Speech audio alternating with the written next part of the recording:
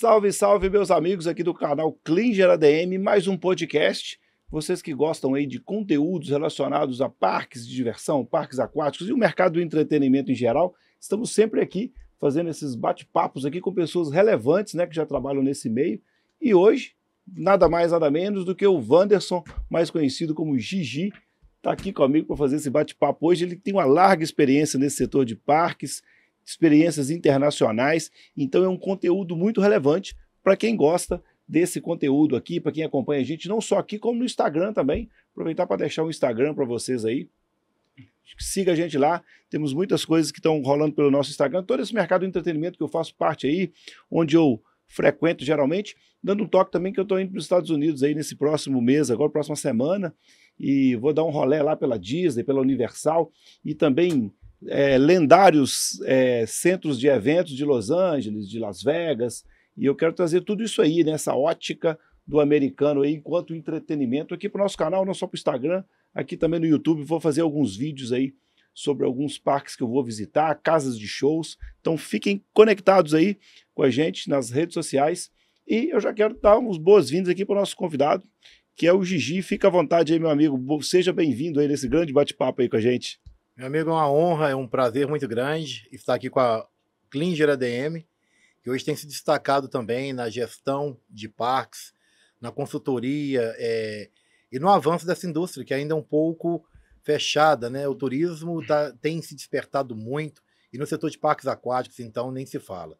E você tem dado essa abertura também, com a experiência ao longo dos anos adquirida, da gestão, da operação, e eu tenho só a agradecer pela iniciativa que teve e pelo convite de hoje. Ah, legal demais, cara. É muito bom a gente fazer esse bate-papo aqui, né? Nós tivemos muitos contatos aí já nesse meio dos parques, né? Da idealização de parques, como foi o próprio Minas Beach, né? Em Raul Soares.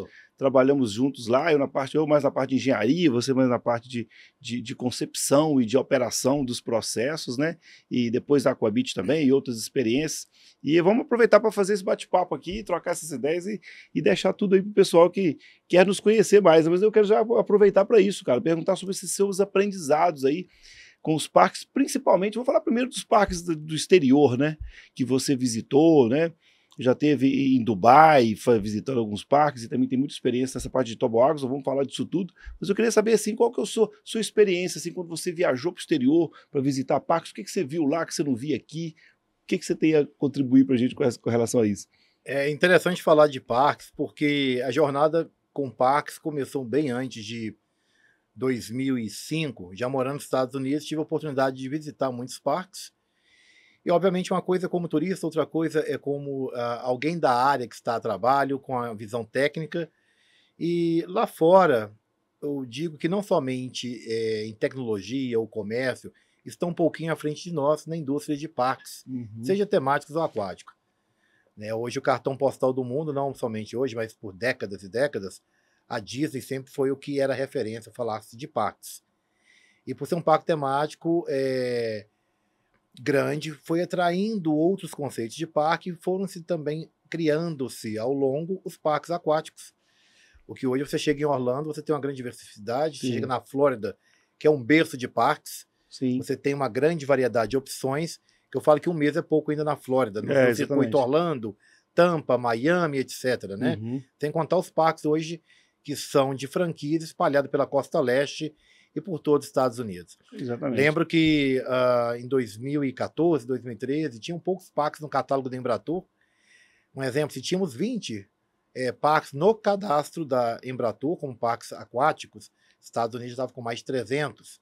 Sim. E as experiências foram interessantes porque o público, como é tratado em questão de público-alvo, conceitualização, tamanho e tudo que envolve a operação é um pouco diferente do que temos aqui no Brasil. Entendi. Seja por padrões determinados por regulamentos de cada estado ou governo ou país, seja por dimensionamento, seja por valores de áreas, né? Que hoje, por exemplo, no Brasil, terra é algo valoroso, mas lá fora é muito mais. Aqui temos uma grande amplitude de terras, vastas terras. Sim. Para empreendimentos. Enquanto aqui a gente preocupa em fazer um parque, talvez com um determinado de 80 a 100 mil metros quadrados, 10 hectares, lá eles constroem um parque com 20, mil Sim. metros quadrados, que para nós seria um parquezinho. Aham. E para ele já é um parque todo completo, né? Um parque urbano. Então, espaço lá fora, territorial, para parque também é complexo. E tem menos situações de sazonalidade, porque nós podemos explorar um verão mais vasto, mais amplo, a temporada de calor e lá é mais limitado. Entendi. Então, Então as o Brasil tem experiências. isso, né? Essa questão É, de ter uma menor sazonalidade, apesar que existe sazonalidade aqui, né? Mas é exato. menor, né? É menor. Eles têm uma questão de tempo. Hoje nasceu, né, não hoje, mas tem nascido muitos parques indoors. Sim, É até uma curiosidade que a gente vê lá fora. Você vai para a Europa, tem muitos parques indoors. exatamente. Tive um parque na Suíça, muito interessante. Você vai para Dubai, altamente tecnológico. Você vai para Disney, você vai para os parques do Six Flags, né? São sistemas diferentes já de Disney, Uhum. mas o conceito é um só. E como num bate-papo anterior a gente estava falando, o parque lá fora é um parque voltado muito para a família. E tem Exatamente. parques específicos focados em família, onde nem bebida alcoólica é vendida. Então isso faz uma diferença, né, de mercados. Exatamente. Né? Isso é muito interessante isso, né, cara? Porque no É, Brasil a gente tem isso, né? Muitas vezes assim, a Disney, por exemplo, você pega o adulto e transforma ele em criança dentro da Disney. correto. E aqui no Brasil, talvez a gente leva a criança para dentro de um parque de adulto, né? Exato. Então E o tem... parque, eu aprendi na indústria, estudando, viajando, pesquisando. A indústria de parques tem que ser voltada para família e criança, porque é a Uhum. criança que leva o pai. Sim, Né? E todos nos tornamos criança quando estamos em um ambiente de parque. E isso é interessante. Então, um diferencial maior em muitos dos parques visitados é isso, é a experiência vivida, focada realmente em atrações de parque. O Brasil ainda está um pouco, estava, né? Hoje tem mudado, voltado mais à experiência de clube. E lá entendi. fora era parque, com as Exatamente. atrações que se envolvem de parque, seja ele temático ou aquático, né? Exatamente. E muitos conceitos aqui, quando você vai conceber um parque, por exemplo, você tem que explicar para o público, ó, não é um clube, não vai É, funcionar à noite. É um parque day use, né? Com atrações radicais e tudo, com restaurante, praça de alimentação, que muitas vezes as pessoas confundem, né? Às vezes elas exato. vão comprar um produto, parque aquático, achando que vai ter sauna à noite e tal, É, funcionar até 11 horas da noite, e muitas vezes não é assim o conceito, a né? gente tem que ter, esse conceito é uma situação interessante, porque o clube, maiormente, são os investimentos do Brasil, até uma década atrás, era voltado com foco sócio, é aquele cara que frequenta a piscina, ele gosta de passar o social dele ali com amigos, fazer o churrasco, etc. E lá fora, ele é voltado para o day use, é aquele que vai pagar o ingresso, passar o dia e divertir. Sim. Eu sempre brincava, ó, não, você quer construir um parque ou um clube? Não, Uhum. então se é parque, vamos entender o que é parque aquático. Sim. Ou entender o que são os brinquedos, as atrações, os toboáguas. E a tecnologia não está só hoje nos apps da vida, em celular. A tecnologia chegou na indústria de parque. Sim, E exatamente. isso é interessante. A gente consegue ver isso nos últimos 10 anos, como evoluiu. Pois é, e foi isso que Né? te levou ao exterior? Assim, falou assim, não, eu preciso de ir no exterior conhecer essa realidade, porque aqui nós temos a realidade dos clubes, né? Os clubes sociais. Então foi um divisor de água para você quando você começou a trabalhar nessa área? Foi interessante ver um convite do parque em Minas Beach, com Nos seus vídeos? proprietários. Conheci José Tassar Neto, foi um dos Sim, fundadores e idealizadores do projeto. exatamente. Né? E ele nasceu nessa brincadeira assim, eu quero fazer um clube. Eu falei, não, você vai fazer um clube, você vai morrer clube. Aham. Ou você quer começar um parque aquático? E eu falei, então vamos. E arrancamos dali com os demais sócios, e eu mostrando assim, olha, temos que ir lá fora, onde está o mercado de parques, para entendermos o que é parque. E trazer ao Brasil um conceito novo, porque parque era um sonho para nós aqui. Você tinha alguns conceitos de beach park, do hot park, e alguns parques já, eu brinco, centenários que Sim. estavam aí, mas eram muito poucos. Uhum. E ainda os que tinham não estavam investindo muito em 2010. Sim. De 2010 o avanço muito grande. Então lá fora a gente teve a oportunidade de pesquisar, ver o que estava acontecendo, ainda que não pudesse trazer todas as novidades, por diversos fatores, inclusive custos, a gente pôde pegar um pouco da experiência e ver o que está funcionando. Entendi. E tentar chegar o mais próximo possível. Legal. E foi proveitoso? Foi Dubai que vocês foram? Quais as cidades que vocês foram naquela época? Eu lembro, Olha, eu só ressaltando, né, que para sair do interior de Minas, para ir visitar tudo isso, tem que ter um bom tradutor, né? E o é, Gigi fala inglês fluente, né? Já morou nos Estados Unidos também. E isso soma muito também. Né? Pra você pegar várias informações, você tem que ir para ir para um país exato. igual Dubai, por exemplo, tem que ter E foi essa figura, né? interessante. E foi interessante porque chegando, vamos fazer o projeto, vamos.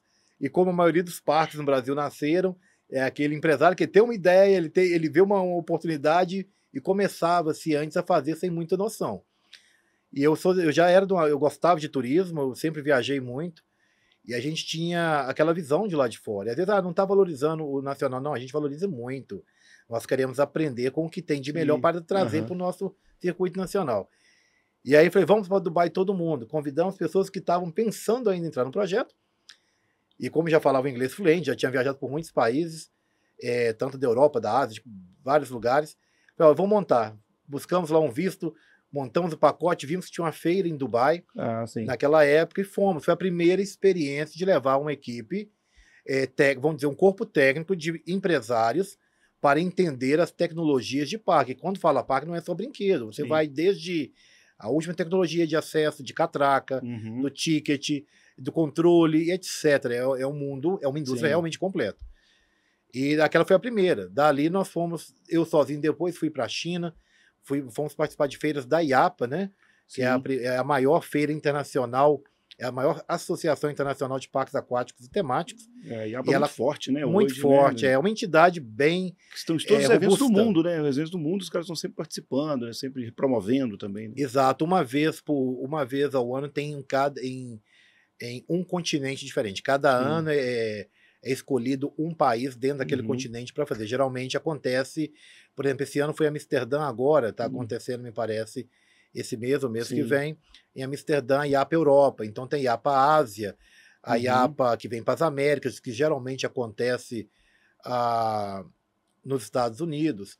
E quem sabe não a gente consiga trazer também um grande evento da IAPA a nível mundial para o Brasil. Né? Eu acredito que podemos chegar. Teve outros eventos já no Brasil, mas eu falo agora com expressão. E aí fomos rodar parques e conhecer fábricas. Né? A questão lá fora, primeiro foi Dubai, depois fui para a China com um amigo que estava representando uma fábrica México-americana, que é a Aquakita. Alex, conversamos com ele, estávamos juntos na feira. Acabou a feira e fomos para o sudeste da China. E lá a gente estava visitando fábricas, conhecendo o produto de perto. Uma coisa é você ver os americanos, os europeus produzindo, uma coisa foi lá conhecer a indústria de perto, com uma consideração futura, até mesmo se pudesse importar. Mas aí você fala fábrica de toboáguas mesmo, de fibra. Toboáguas, Você ia dentro da fábrica de fibra. De fibra, de toboágua. Entendi. Porque a China, com toda a evolução que teve nos últimos 30, 40 anos, comercialmente falando, ele viu uma oportunidade também para o próprio mercado interno, que seria a expansão de parques aquáticos. E hoje, na verdade, eu sempre brinco assim, Dubai e o Oriente, eles olham assim, olha, se você não precisa de ir ao Ocidente para nada que conseguimos fazer aqui. Então você não precisa de visto para Nova York, porque você tem Dubai, que tem quase tudo que tem em Nova York. Entendi. Né? Do luxo aos parques da Disney, você os encontra em Dubai.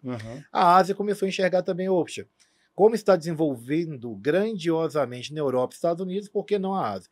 E a Ásia começou a criar a Ásia, principalmente China, surgiram as 20 fábricas de toboágua e começaram a fazer uma comercialização na Ásia e na África, correto? E aí tive a oportunidade, sim, de conhecer com um técnico, que não era um técnico, um representante comercial da Aquakita, que foi visitar. Que é o Alex, né? A Aquakita, então, é também uma empresa de toboáguas, porém do México, né? Do México. Ela é base México, mas é americana. Ela é México, eu falo México-americana, porque a fabricação dela hoje parte, se não dizer quase tudo, é México, e o comercial nos Estados Unidos.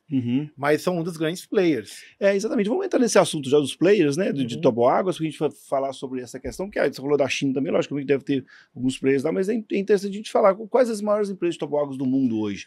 Assim, olha, que produzem em larga escala, que vendem para o mundo inteiro. É uma coisa interessante, porque nós temos hoje como os pilares, eu digo, da fabricação de toboáguas. Vamos tratar especificamente parques aquáticos, toboáguas e tecnologias.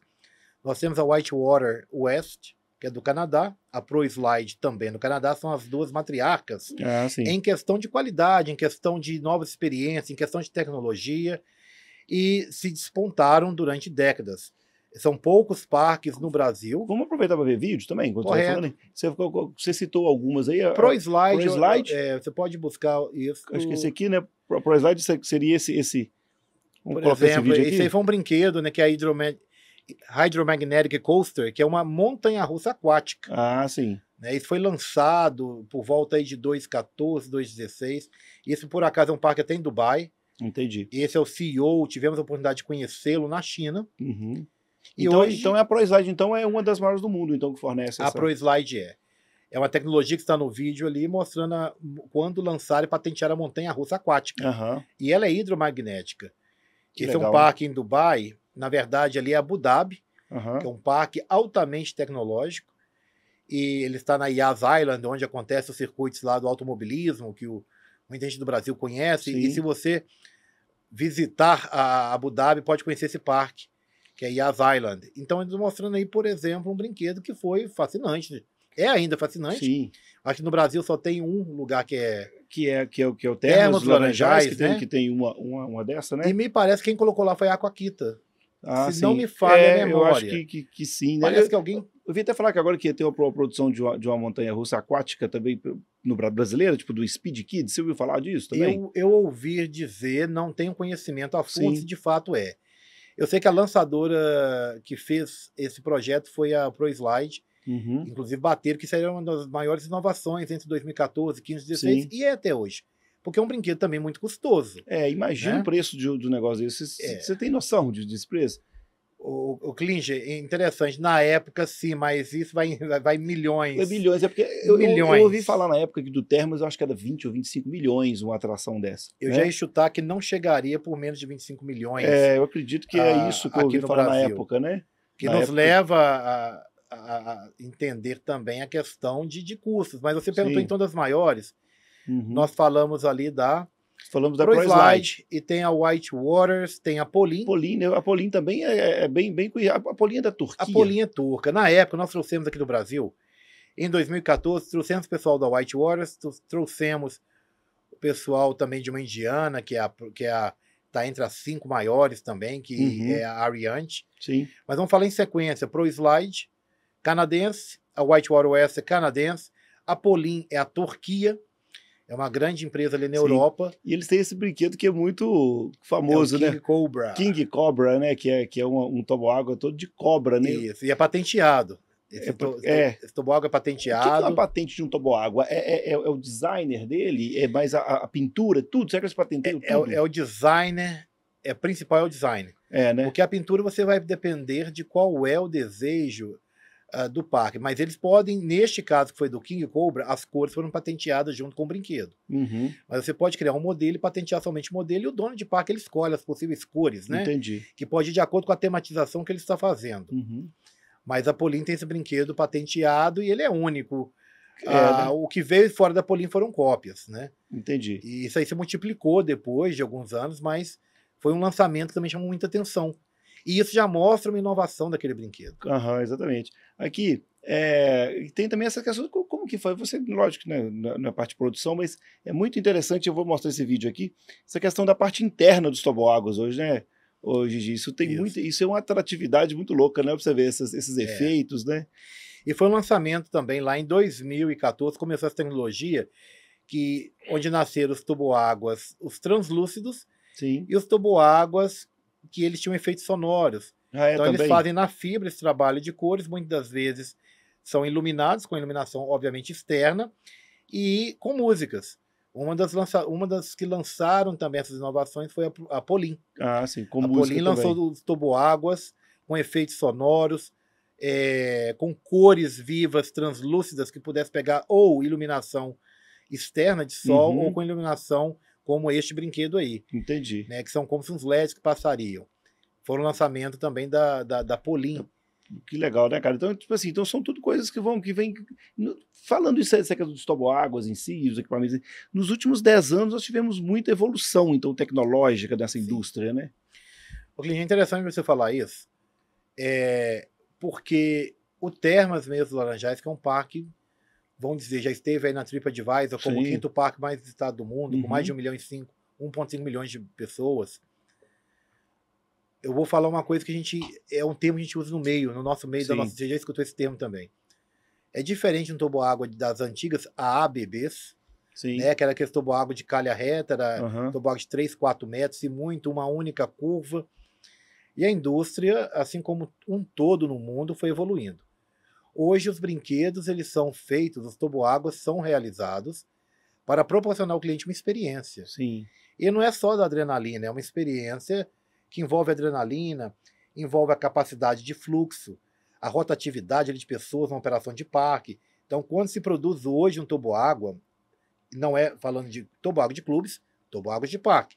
Uhum. Ele tem que ter uma metrificação de quantas pessoas por minuto, por hora, porque isso tudo demanda a tecnologia Uhum. para que alavanque as filas. Por exemplo, qualquer parque você vai montanha-russa, às vezes você fica ali quase 1 hora, 2 horas, devido ao fluxo de pessoas que querem utilizar o brinquedo. No parque aquático não é diferente. Então, a tecnologia hoje ela é a experiência, rotatividade de pessoas e fluxo e, sobretudo, a segurança. Sim. Né? São brinquedos mais velozes, são brinquedos mais altos, às vezes, que proporciona a experiência como um todo super dinâmica e com uma atratividade em suas cores, formas, Sim. beleza. E é interessante que tem um público que ele é parqueiro. É aquele público de montanha, o público da praia, e tem um público que ele anda o Brasil buscando parques. Sim, exatamente. Imagino Né? que tem, né? Porque tem um percentual muito grande de pessoas que Sim. gostam, que vão a parques pelo Brasil todo, né? O Brasil é um dos grandes vendedores de tickets de parque, né? Sim. Fica atrás aí, talvez, dos Estados Unidos. Aham. E se singularmente isolar a China por causa de um país de mais de 1 bilhão de pessoas, mas o Brasil é um dos grandes consumidores de parques. Exatamente. Falando de segurança, né, já que você tocou nesse assunto, é bom a gente falar sobre isso, né? Todo esse designer que tem esse toboágua, essas declividades, né? Essa questão do volume da água, tudo isso é muito bem projetado, né? Você deve ter acompanhado Sim. isso junto com essas empresas também, A né? indústria estrangeira, principalmente americana e Europa, ela preocupa muito com a questão da segurança. Sim. Né? Não que o brasileiro não se preocupe, a indústria sul-americana não se preocupe. Mas estou falando dos grandes players que ditam as regras hoje do mercado e tem muita fibra e brinquedo importado no Brasil, nos grandes parques. Sim. Então é visionado de segurança. E a questão de segurança, a engenharia, né? Hoje, os softwares, ele consegue em 3D simular todas as situações, coisa que talvez há 15 anos não era impossível. Uhum. Você ia ter que fazer ali com cálculos manuais, alguns com acesso de computador, e hoje não. Fui numa fábrica tem pouco tempo, e você hoje projeta cada ângulo, cada curva, densidade, peso, velocidade, tudo em 3D. Eu imagino Então a que tudo segurança isso, tem né? aumentado também. Há casos raros de acidente? Há, mas muitas das vezes é pela o descuido do próprio usuário Uhum. e não pelo brinquedo, talvez por não seguir uma regra. Entendi. Mas são raros os casos que foi um defeito mecânico ou Uhum. do brinquedo em si, quando o quesito é segurança, né? Entendi, cara. Isso é muito importante. Eu queria passar um vídeo aqui que você até mostrou, então, com a qualidade. Isso aqui que atração é essa? Você... Esse foi, na verdade, um parque que a Pauline fez lá em Pattaya, na Tailândia. Ah, sim. E eles Tô baixando tiveram, a resolução talvez não está um pouco Aham. legal, mas é um parque todo tematizado pela Cartoon Ah, do Cartoon Network. E isso, como a Tailândia é um destino super turístico, né? Uhum. Eles conseguiram, pela Cartoon, idealizar esse parque. Então o parque é todo tematizado, voltado para criança. Entendi. E isso mexe realmente com os adultos, porque são desenhos, são personagens, super-heróis, tudo que a Cartoon Network produziu, eles conseguiram colocar um pouco daquilo na tematização de todo um parque e gastaram muito dinheiro com toboáguas, tá? Imagina que, agora, nos últimos 10 anos também, isso evoluiu muito, essa questão dos temas, né? Do conceito.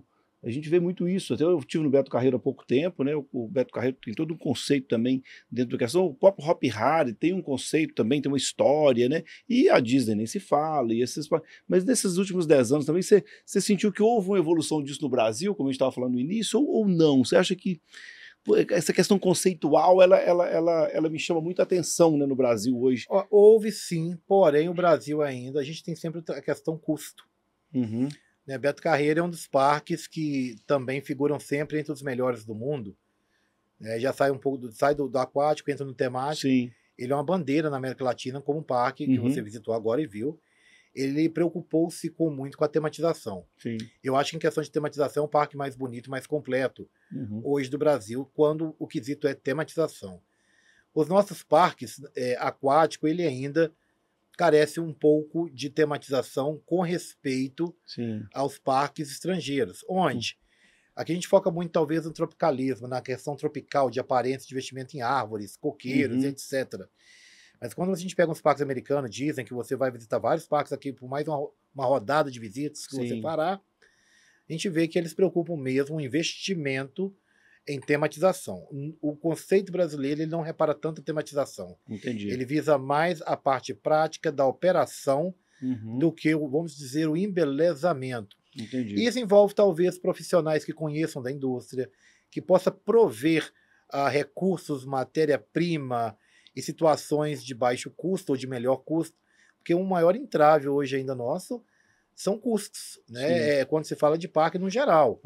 Eu lembro de ver uma entrevista do Alain Baldassi, me parece que era presidente na época do Sindepat, e ele falando numa entrevista do Wet n Wild, isso é de 2010 mais ou menos, e creio que isso é verdade até hoje. Os entraves nossos aqui ainda é que muita tecnologia, mão de obra que não temos, a tecnologia que é importada, e os fabricantes também são no estrangeiro.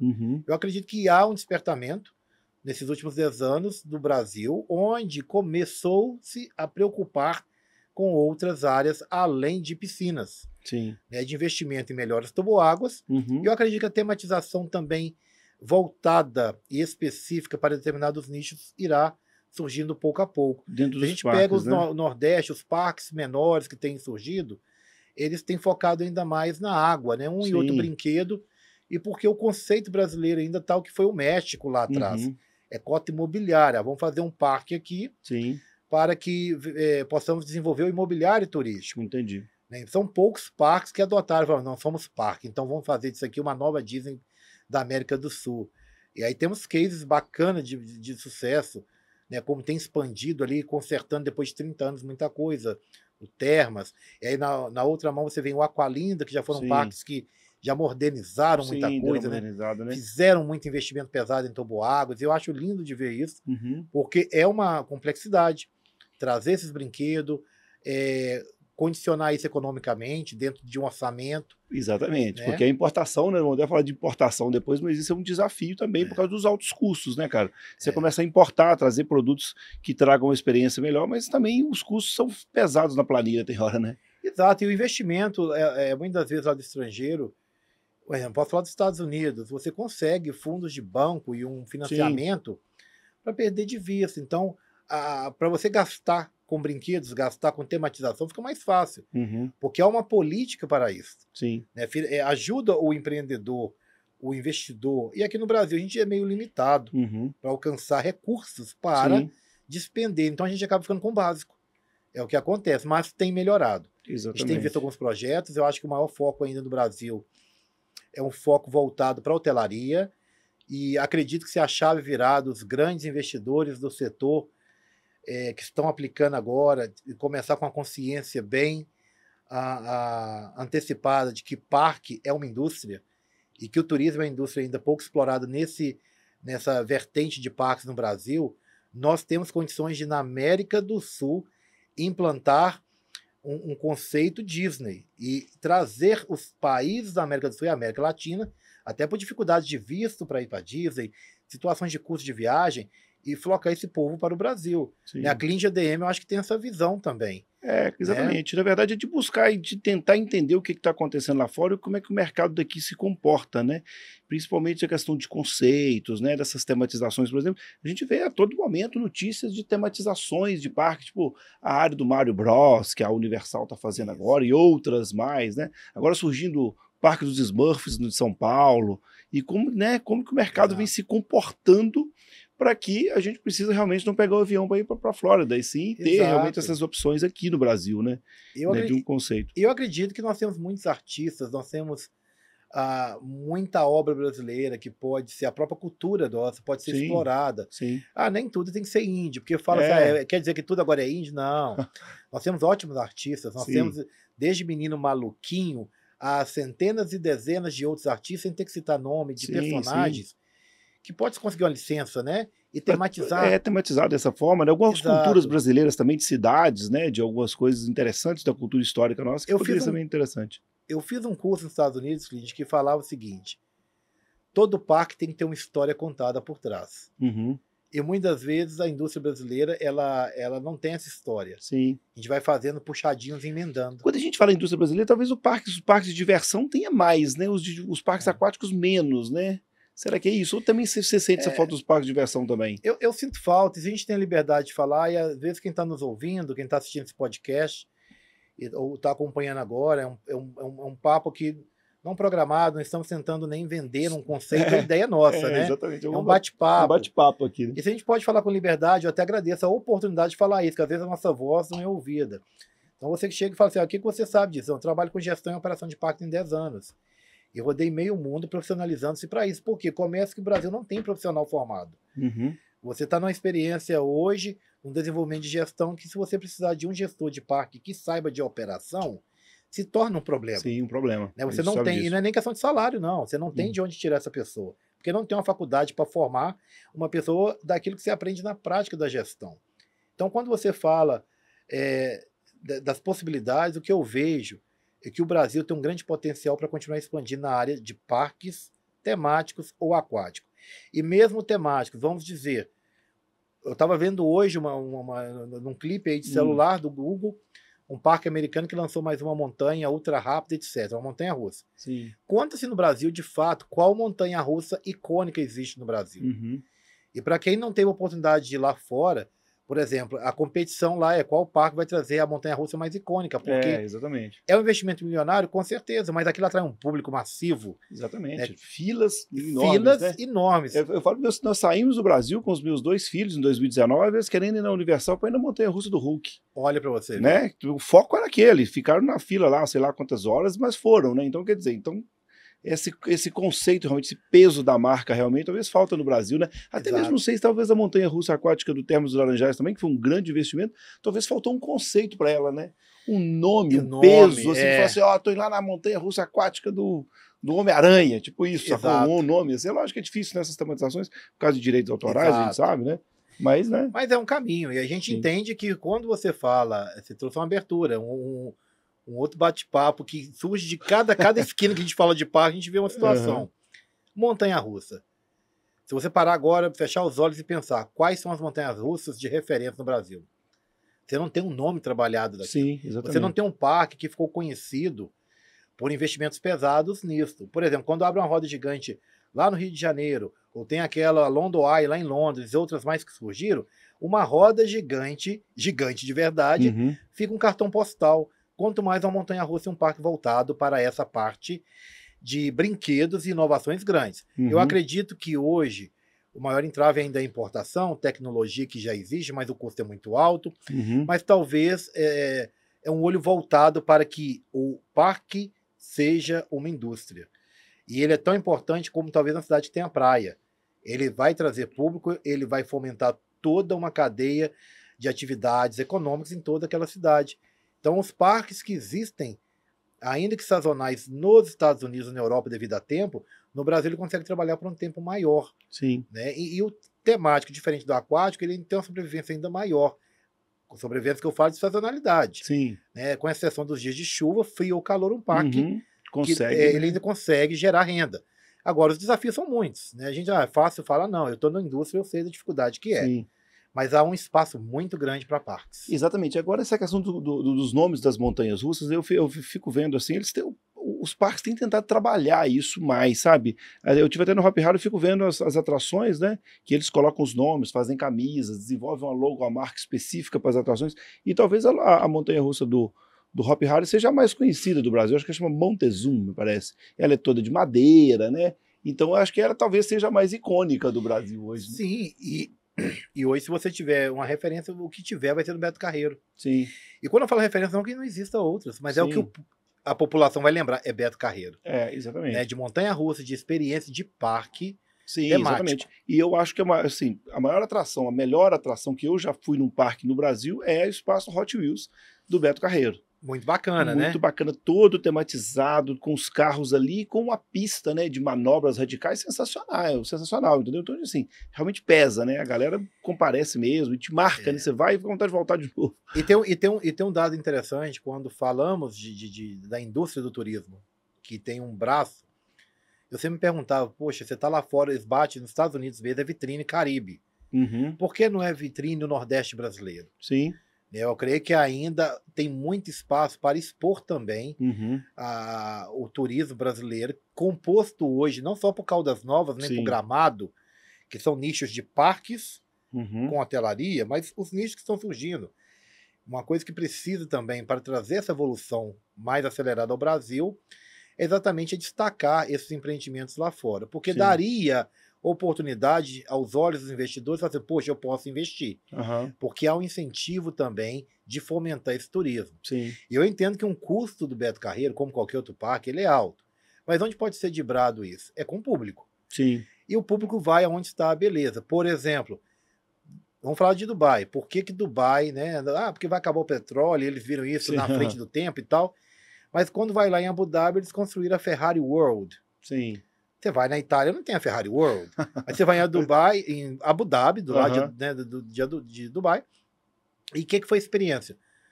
É icônico, né? A Uhum. cobertura daquele parque, depois olhar, quem quiser olhar aí pode puxar pelo Google e digitar lá Ferrari World em Abu Dhabi, você vai ver a estrutura aí, que é gigantesca, que é uma cidade. Uhum. E construir lá dentro uma montanha-russa, o nome da montanha-russa é Ferrari. Entendi. E qual que é a experiência? Ela acelera 200 km por hora.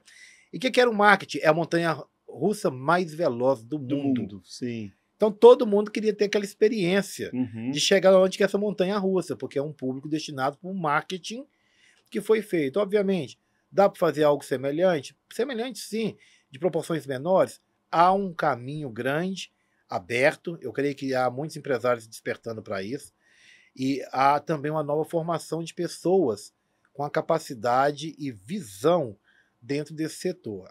Espero que nos próximos anos a gente consiga ver uma mudança ainda Desenvolver, maior, né, né? tudo isso, né? Hoje está tendo.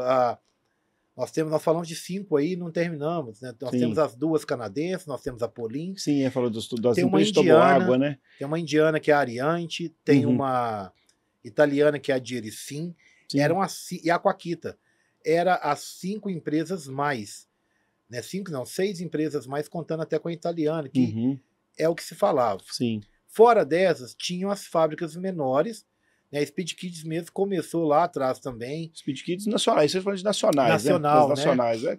E acredito que ainda era um conceito bem diferenciado do que existe no mercado lá fora, e já evoluíram muito, Sim. né? E a gente vai de coisas simples. Você mostrou um vídeo agora até de uma boia. Uhum. É interessante para quem não é da indústria, você fala assim, quantos fabricantes de boia tem? Boia que ela tem espessura, resistência, durabilidade, e que estão em todos os parques do mundo, é uma boia de uma empresa americana que chama Zebek. A Zebek, em qualquer feira de parque do mundo, você vai ver Zebek, até pelas cores você sabe que é Zebek, e ela é produzida na China. E nós já importamos várias boias Zebek. No Brasil hoje tem empresas que fabricam, tivemos experiências com marcas que tinham durabilidade, marcas que não tinham durabilidade, mas melhorou-se, coisa que há 10 anos não tinha.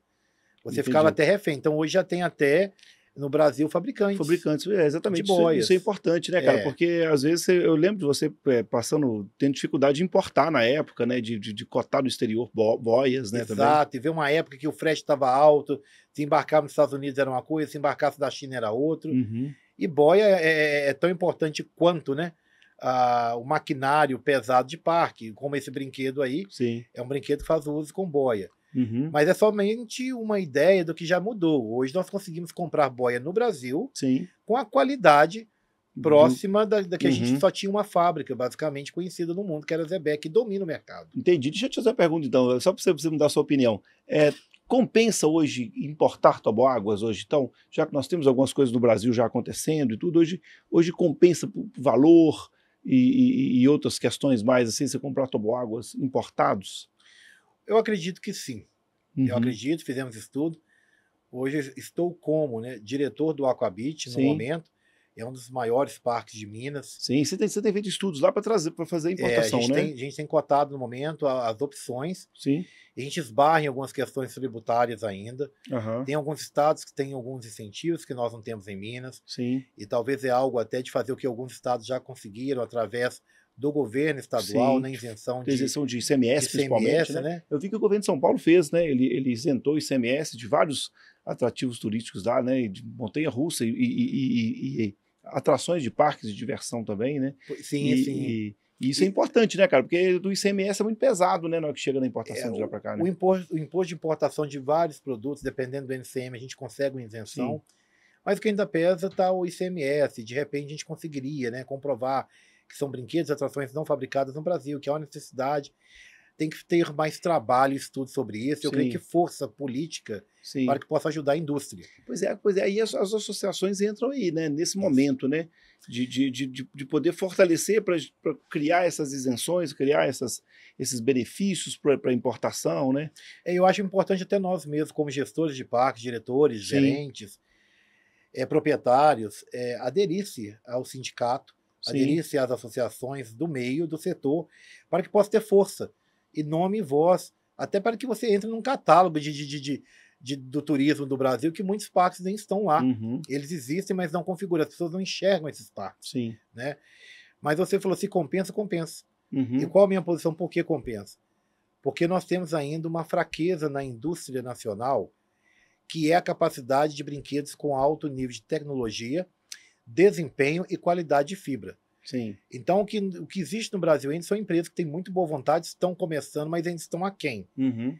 Falta ainda design, e muitos desses designs são patenteados. Sim. Tem surgido novos conceitos em empresas menores, mas a qualidade ainda, quando estamos falando de atrações de milhões, Sim. entre pagar milhões para uma empresa que está começando, eu, como opinião de gestor, eu tenho que colocar isso na balança. Uhum. Qual é o meu orçamento? Se eu Sim. tiver condições de importar, eu irei importar. Se não, Sim. eu tenho que trazer essa indústria perto, vamos lá fora entender, conhecer a fábrica para igualar o máximo possível. Entendi. Porque senão é aquele ditado, barato sai caro. Uhum. E já tivemos experiências passadas onde compramos de A e B de certas indústrias aqui de Toboágua, que foi um fiasco. Pois Tivemos que trocar depois por formas e fabricação baseado no mesmo formato dos importados. Entendi aqui. E as dificuldades dessa importação? Você é um cara que já foi para a China, você já viajou a vários lugares do mundo. Como é que é essa importação? Tem essa dificuldade? Ainda é um mistério ainda para muitos empresários do Brasil fazer essas importações? Eu até brinquei esse ano, eu tive na China uns 20 dias agora em março. Sim. Eu falei assim, a quantidade de brasileiro que está chegando na China, principalmente na cidade de Yiwu, para buscar essas small commodities, são de coisas de casa, de plástico, etc., tá fascinante. Acho que um voo de volta de Xangai, metade era brasileiro, um avião de 300 e poucas pessoas. Então o Brasil tem um laço comercial já com a China bem estabelecido, está forte, e a questão de importação tem melhorado em logística. Os custos ainda estão altos. Frete esse ano aumentou muito. Entendi. Um frete que em março você estava aí de 3.500 no aluguel. Vamos falar o frete para quem não tem, né, tá nos ouvindo, mas estou falando um aluguel só num container. Só o container em si, ele estava em uns 3.500, 4.000 dólares, dependendo do porto de onde vai sair na China e de onde vai chegar aqui. Isso eu estava lá em março, eu fiz essa cotação. Até por uns 3 você conseguia. Teve container batendo agora de 8.000, 9.000. Então... todo mundo ouviu falar da BYD parando todos os containers vindo para o Brasil em navio e trazendo carros elétricos. Então, o frete é um oscilante grande, é um fator decisivo, porque isso tudo impacta na tributação. Então, onde se pega na importação? Hoje você consegue importar muita coisa de qualidade da China, por exemplo, comprar um brinquedo, vamos falar de um brinquedo que se na Polin, ele vai custar 1.200.000 de euro, nos Estados Unidos vai custar 1 milhão, lá na Índia ele vai custar 500 mil dólares, e eu vou pegar, por exemplo, né, um brinquedo aí não vou citar nome nem qual atração, mas é uma coisa real que nós vimos agora recentemente, um brinquedo que cotado em dólar, ele está ficando na faixa de 500 mil dólares. Sim. Quando você converte todo esse dinheiro para o real e paga as tributações, nós estamos falando que a brincadeira aí fica quase 5 milhões. Entendi. É quase 5 por 1. Quase 100% de tributos. É quase 100%, porque você vai contar no mínimo, se você falar assim por baixo, com todas as isenções, aquilo que vai te custar, eu falo que a matemática é simples assim, vamos fazer lógica, não vamos buscar números, é 1 por 3. Se te custa 1 milhão no mínimo, ele vai chegar aqui por uns 3 milhões e meio, 4 milhões para mais. É uma conta rápida, 3 por 1. Sim. Porque o valor dele em dólar você já multiplica. Então, se tem, vamos supor, 1 milhão de dólares, vai virar 5 milhões hoje. Ele vai virar 10 milhões com mais uns 4 de impostos. Aí fica 14 milhões. Entendi. Por quê? Porque a conversão do dólar já está alta. Sim. Então você multiplica mais quase o mesmo valor para frete, Sim. transporte, etc. E a outra parte tributária. Então, basicamente, é 3 por 1. Né, do valor convertido já em real. Entendi. Mas legal, cara, aqui, e sobre essa questão, vamos até colocar aqui agora, quero bater um papo com você, sobre essa questão de importação mesmo, né? Você tem já desenvolvido dentro dessa área, e fala pra gente dessa empresa aqui, da Ancan, né? A Ancan, esse aqui é o site da Ancan Brasil, explica pra gente aqui. Essa Ancan Brasil, e do lado está até a Ancan, a Indiana. Sim. E eles são um braço da Ariante, são os meus CEO executivos que entenderam a modernização necessária e abriram uma fabricação de toboáguas de alta performance, de parques diversos. E em contato e visita com eles, nos deu a representação para o Brasil da venda de fibras. Sim. Toboáguas e todo acessório para parque. Então hoje nós conseguimos oferecer aqui no Brasil a um preço melhor, preço e qualidade, né, comparado com o chinês, qualidade superior, mas inferior aos altos custos da Europa e dos Estados Unidos. Né? Então a gente consegue hoje desenvolver grandes atrações, inclusive aí tem o Glowing, que é esse, um pouquinho, sobe um pouquinho, mais aí, os efeitos aí. Tem o LRTM, são as tecnologias de textura moldada, da resina, que é a dupla resina, ele é tanto liso por dentro como por fora. Tem os translúcidos, então a gente tem condições de hoje de trazer aqui no Brasil, por meio de uma representação que assinamos o contrato com eles, de uma empresa que está entre as mais do mundo, com preço acessível, que não chega a ser o chinês, mas quase igual, e com a qualidade bem superior e sem os altos custos da Europa. Entendi. E essa empresa é uma derivada, a Ancan é uma derivada da Ariante, que ainda existe, e os próprios CEOs já tem 10 anos que abriram a Ancan como para uma empresa de modernização na aplicação de fibras, patenteamento de equipamentos, etc. Trouxemos eles no Brasil, eles fazem grandes áreas, eles têm projetos mundo afora. A gente espera estar fechando algumas parcerias aqui também no Brasil. Legal. Quer dizer, então é um ótimo custo-benefício, então, essa opção, né? Sim. Que você não... E aí nós estamos criando a Ancan Brasil, estamos trabalhando agora no site, começamos, fechando a parceria só tem um mês, e aí está de primeira mão sendo exibido, ainda não está sendo, nós estamos fazendo o marketing dela, mas são projetos e processos já todos feitos pela Ancan, e agora esperamos os primeiros clientes a começarem a realizar o trabalho conosco aqui. E eu falo o seguinte, para quem vai comprar, brinquedos grandes vale a pena importar pela qualidade, brinquedos menores, tem muito fabricante no Brasil, como a Speed Kids, etc. Sim. Agora, brinquedos mais complexos, de torres, funis como esse que acabou de passar, brinquedos e torres bem complexos, eu indico ainda que possa ser feita uma cotação lá fora, se tiver orçamento, que possa ser importado. Entendi. Legal, são torres gigantes aqui, né? Eles estão hoje, já à frente da curva, que estão projetando toboáguas, pensando em torres com elevador, diminuindo o tempo de espera em fila. Hoje eu brinquei com um dos engenheiros da Ancan, ele falou assim, o povo hoje está mais gordinho, então ninguém quer ficar subindo escada. Entendi. Eles já estão projetando torres para subir realmente de elevador, já sentado na boia, para subir 18 metros, diferente daqueles conveyors, que pega a boia e você sobe pela escada, e a boia sobe no outro lugar. Hoje não. Estão fazendo elevador, você já sobe sentado na boia. Entendi. Você sobe para evitar a escada. Entendi, né? Interessantíssimo. Hein? Mas estão, assim, sempre estudando maneiras de evoluir e melhorar a indústria. Pois é, cara, legal demais, bicho. Muito ótimo então, o nosso bate-papo aqui, né? Pra gente falar sobre esse mercado e tudo mais. Eu queria que você desse aí mais as considerações aí. Sim, e se me permite, eu quero voltar até atrás quando perguntou de importação. Sim. Lembrando isso, o cálculo rápido que eu quis dizer é o valor em dólar, porque a cotação ainda é em dólar, para você converter em reais, e uma conta rápida é 3 vezes o valor do que foi. Então é 1 por 3 no sentido. Você pegou 100 dólares hoje, 100 dólares, vamos falar uma conta rápida, 500 reais. 500 reais você vai virar para mais 1.000, para quase 1.500. Porque você tem a parte do imposto, você tem a parte toda do frete, aduana e etc. Então, dessa forma, compõe. Mas não tome a minha palavra, para isso existem profissionais, são os despachantes aduaneiros.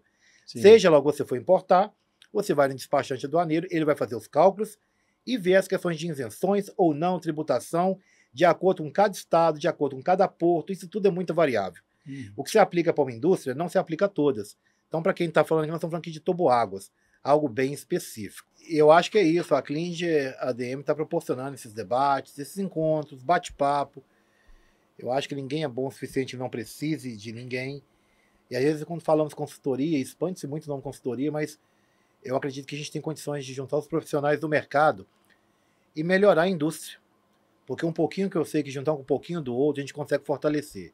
Tem muitos profissionais bons no mercado, Klinger. Sim. E às vezes precisa dessa conexão. Exatamente. Eu sinto, às vezes, o mercado um pouco desconectado mesmo, né? A gente temos bons profissionais, temos produtos por aqui, temos, inclusive, pessoas com capacidade de concepção de negócios, construtoras especializadas para construir, mas às vezes ficam muito desconectados esses pontos, né? Sim, e sempre foram pessoas sozinhas na indústria. Sim. É aquela família, tem uma lendária família, a gente falava família do Garibotti, bem conhecida em alguns parques, que era da área de tematização. Né? Espero que alguns deles possam ver esse podcast, que a gente são pessoas queridas, mas era uma empresa familiar. Sim. Então eles trabalhavam naquele núcleo, só na tematização. É o Tonico das Bombas, lá da Matercom, lá em Caldas Novas, né? Que eu falo que são os dinossauros dos parques aí, que está passando essa bola. Então tem muita gente boa, tem muitos arquitetos bons, que já entendem de parque, de setorização, entende da logística. Eu falo que ainda é um gargalo. Eu até oriento quem vai fazer parque, eu construir um projeto. Busque alguém que tenha feito, ou busque alguém que tenha experiência da gestão antes de desenhar um parque. Sim. Né? Faça visitas, peça, bate na porta, deixa eu ver como é que é. Não fique com medo, achando que vai gerar uma concorrência. Chega e fala aberto, eu estou fazendo um projeto, estou querendo ajuda, uma orientação. Tem muita gente aberta para ajudar, orientar e mostrar o caminho. Né? Não vai esconder, porque fulano vai ser meu concorrente, não. Isso tem que. Foi se quebrado isso. Então você pode pedir uma ajuda, né? Exatamente, isso é muito importante. Eu quero tentar fazer isso, inclusive, fazer alguns eventos, trazer as pessoas envolvidas com os parques, não só parque aquático, parque de diversão, ou até mesmo alguma área de entretenimento, trazer todo mundo para uma sala, né? Compartilhar essas ideias, trazer pessoas experientes para passar. Então, eu acho que não só o canal, como o podcast, como minha rede social, eu acho que é isso, trazer algumas experiências de fora e conectar essas pessoas, depois o mercado ficar mais forte, e depois conectar isso com as associações também, né? Que seja assim, Sindepate, a Dibra, né? Você falou da IAPA aí, temos também a DIT, são várias já que a gente pode conectar tudo isso para trazer essas informações, essa robustez para esse mercado, né? Que muitas vezes passa despercebido, né? Fica todo mundo em ilhas, né? Os empreendedores de parques, às vezes cada um fica no seu mundo, e evita alguns contatos, às vezes, isso eu acho importante, perde, né? Até tem pessoas muito abertas para isso, né, cliente? Sim. E você consegue fazer esse elo hoje. Nós temos lá o Minas Beach, com o senhor Delvair de família, que é um parque hoje administrado por uma família.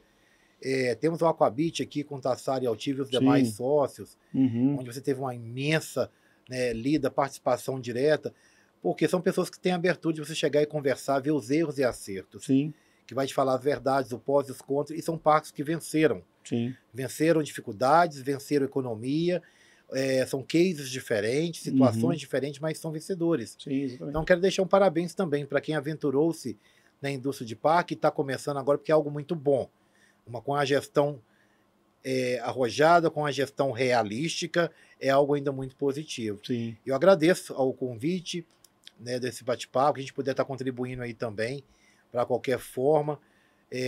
Tem um Instagram aí, o Anderson _ consultoria, pode chamar lá no privado. Não sou marqueteiro, não estou querendo vender produto, né? Eu quero ajudar. Se tem alguém da indústria que quiser uma opinião de conceito, a gente pode estar ajudando aí também. Legal, cara, muito bom. Agradecer muito a sua participação. Então, nosso bate-papo aqui somou demais, né? Espero ter você em outros podcasts, outras experiências, eventos aqui com a gente também, aqui no nosso canal, beleza? Valeu, obrigado. Então, cara. Muito obrigado aí pela participação. Mais um podcast aí do Klinger ADM. Fiquem todos ligados, inscrevam-se no canal, manda mensagem pra gente, acompanha lá também no Klinger ADM no Instagram e fiquem ligados em todas essas novidades aí do mundo dos parques de diversão, parques aquáticos e tudo que fala do mercado do entretenimento. Valeu, até a próxima.